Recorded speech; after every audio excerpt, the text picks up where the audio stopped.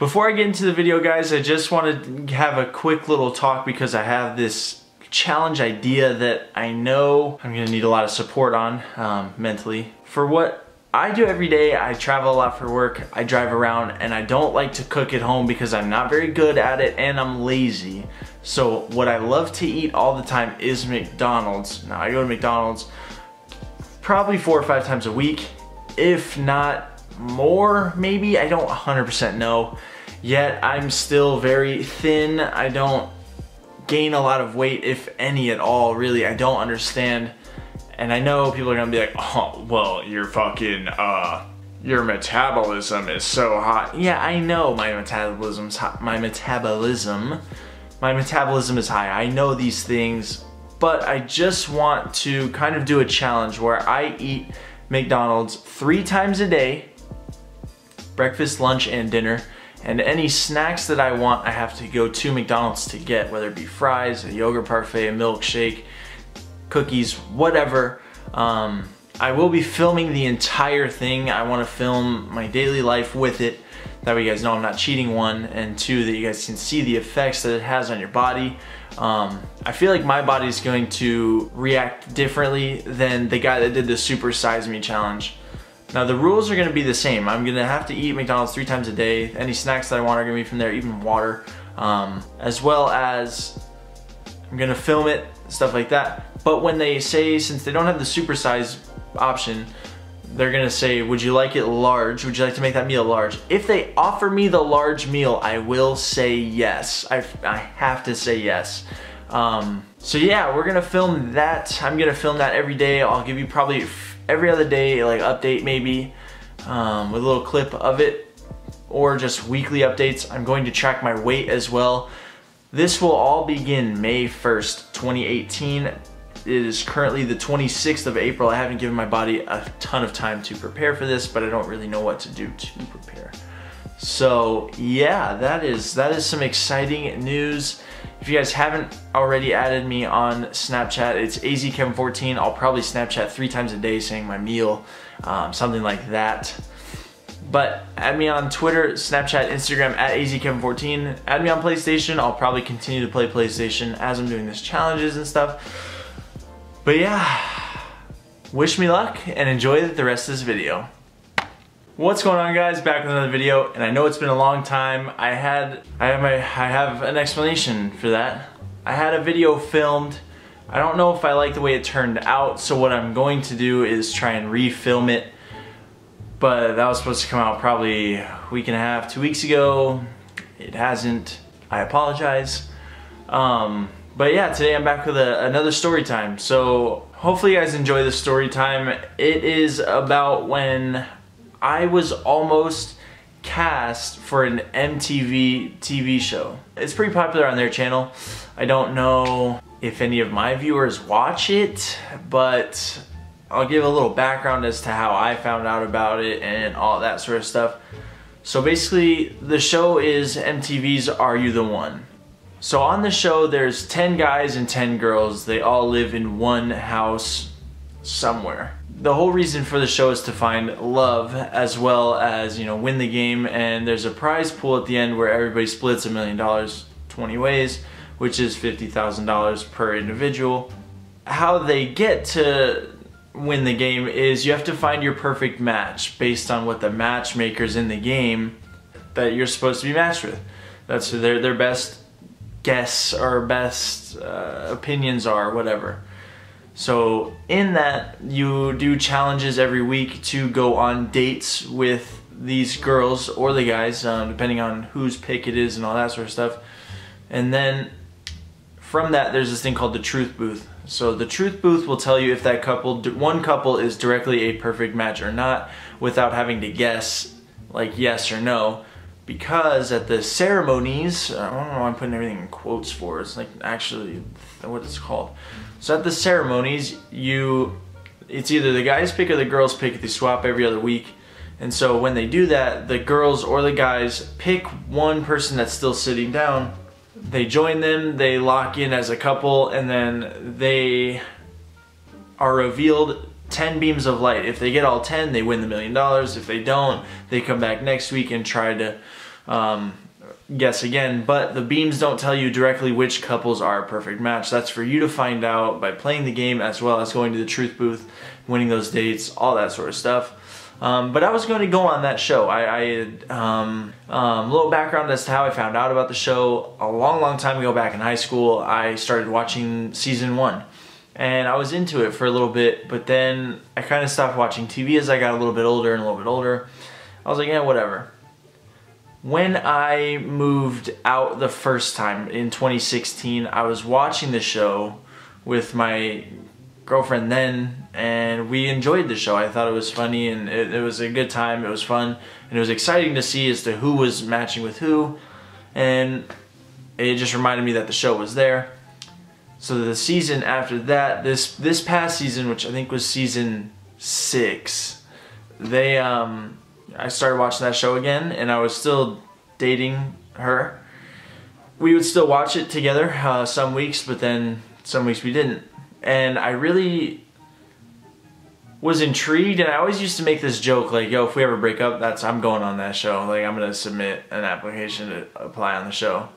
And she'd always get mad, and what do you know, we broke up and whatever. And so it sounds weird, but that was like one of the first things I thought of doing. I applied in, I believe it was like October. The season was still going on. I had no idea if they were doing casting or not. I'll show you the picture that I used for the submission. I'll have that right here somewhere. But yeah, I submitted a picture, submitted my information on their website at mtv.com, and I didn't expect anything of it unless I was gonna get a call right away. Fast forward to now, so the day is March 19th, and I had just gotten home from work, and I was about to play PlayStation. Out of nowhere, I get a call from a California number, and for my job, I don't know all the phone numbers that call me, so I answered, and I was like, hello? And they were like, hi, is this Kevin? I said, yeah. Who is this? May I ask who's calling? They were like, it's so-and-so from Are You the One? How are you? And I just immediately was like, who called me? Yeah, like, this is legit. You know, we saw your application, and we know you applied a long time ago, but at the time we weren't doing casting calls and like auditions and all this sort of stuff. I said, okay. She asked me if I had a few minutes to talk. We talked for 20 about a bunch of stuff.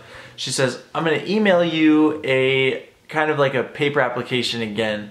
Can you fill that out to the best of your ability? Be yourself, tell the stories that you want to tell, and we'll get back to you from there. I said, yeah, sure, that's fine. So these are some of the questions that it had, and I'll have a list, a few pages on there, but wants like my name, my birthday, stuff like that. But here are some of like the big questions that it asked. I think part of like the matchmaking process I don't 100% know. So number 4, describe the last serious relationship you were in and tell us about your ex. How long did you guys break up, etc. Number 8, what would the people closest to you say about your taste in men or women? Are they right? Let's do number 12. How do you deal with conflict? Do you feel your approach is effective? Why or why not? And finally, rate the importance of each item below when it comes to dating. 1 is not important at all, 2 sort of important, or 3 very important. And it had a list of things like political beliefs, financially successful, smoker, drinker, funny, all these things that they wanted me to rate and describe my level of importance to. So I filled it out to the best of my abilities, described stuff, was completely honest about everything, and took 3 days. It took 3 days for them to fully go through it. And then I received another call from the same number, so I said I gotta answer. I answer, and what do you know, they liked my answers and all these sort of things, and they were like, well, can we do a Skype interview? You know, the Skype interview allows you to talk to our head casting director before you talk to the producer or whatever, or it's like one of the top producers. It was one of the things like that. I don't remember who exactly, but I was like, yeah, I'd love to do a Skype interview. That's great. Let's set it up. So we set it up for the next day. That next morning, this is the 23rd of March, I got ready, all dolled up, did the interview, and in the interview she was kind of leaving questions for me to like trail off and like finish telling my stories and stuff like that. But it was such a weird vibe. I didn't express myself in the right way, I don't think, for what they wanted, because obviously I'm not casted on it. I wouldn't tell you guys the story if I was. I'd just let you find out and then tell you.